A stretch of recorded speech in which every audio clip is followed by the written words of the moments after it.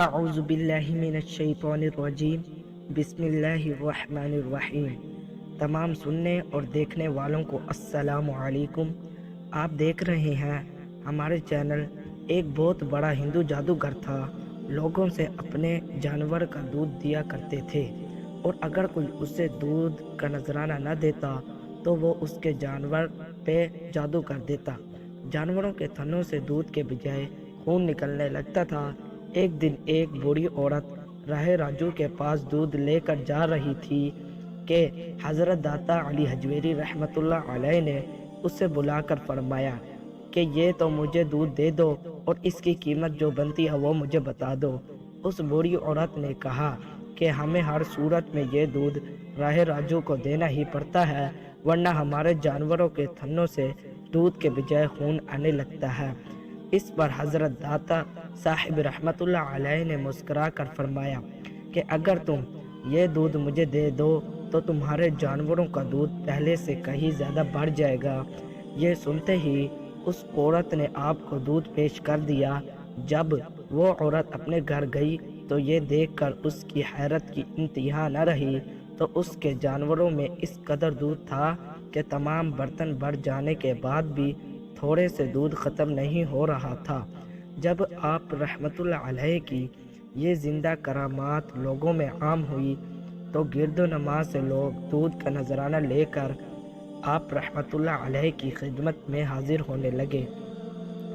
ایک طرف تو لوگوں کی عقیدت کا یہ حال تھا اور دوسری طرف راہ راجو یہ معاشرہ دیکھ کر آگ بگولا ہو گیا۔ آخرکار اب رحمت اللہ علیہ کی بارگاہ میں حاضر ہوا اور انہیں مقابلے کے لیے للکارا اور کہا کہ اگر آپ کے پاس کوئی کمال ہے تو دکھائیں۔ آپ رحمت اللہ علیہ نے فرمایا، میں تو اللہ تعالیٰ کے ایک عاجزہ بندہ ہوں، ہاں اگر تمہارے پاس کوئی کمال ہے تو تم دکھاؤ۔ یہ سنتا ہی راہ راجو اپنے جادو کے زور پر ہوا میں اڑنے لگا۔ آپ رحمت اللہ علیہ یہ دیکھ کر مسکرائے اور اپنے جوتے چھال دیے۔ جوتے راہ راجو کے ساتھ ہوا میں اڑنے لگے اور اس کے سر پر پڑنے لگے۔ جدھر راہ راجو جاتا تھا حضرت علی حجویری رحمت اللہ علیہ کے جوتے اس کے ساتھ ساتھ اٹھتے اور اس کے سر پر لگتے جاتے۔ آپ رحمت اللہ علیہ کے زندہ کرامات دیکھ کر راہ راجو بہت متاثر ہوا اور نہ صرف توبہ کر کے دائرہ اسلام میں داخل ہو گیا بلکہ آپ رحمت اللہ علیہ کے ہاتھ پہ بیعت بھی کی اور آپ کی صحبت برکت سے فیضیاب ہوا۔ حضرت داتا گنج بخش رحمت اللہ علیہ نے اس کا نام احمد رکھا اور اسے شیخانی کا خطاب عطا فرمایا۔